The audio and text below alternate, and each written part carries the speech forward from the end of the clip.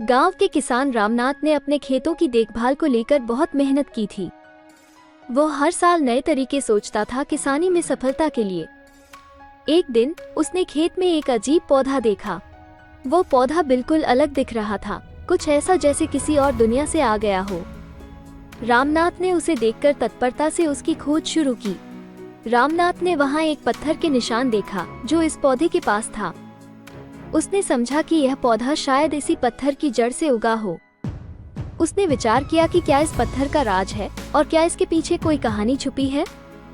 रामनाथ ने खेत में कुछ समय बिताया, पर उसका ध्यान हमेशा उस पौधे पर रहा। धीरे धीरे उसने महसूस किया कि इस पौधे के चारों ओर एक अजीब सी महक फैल रही है। वो ठहरा और सोचने लगा कि क्या इसमें कोई रहस्य है। एक रात जब सभी सो गए थे, रामनाथ ने खेत में गया और उस पौधे के पास बैठ गया।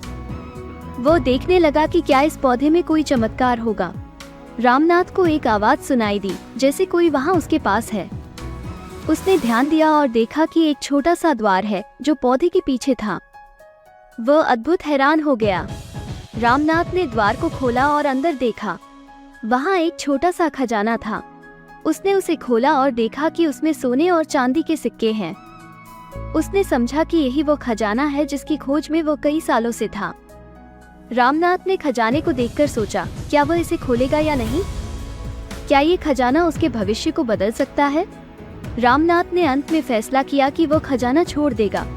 उसने समझा कि इसे पाकर भी वो खुश नहीं होगा, क्योंकि यह सिर्फ सोना और चांदी का ही खजाना नहीं था, बल्कि उसकी सामर्थ्य और साहस का परीक्षण भी था।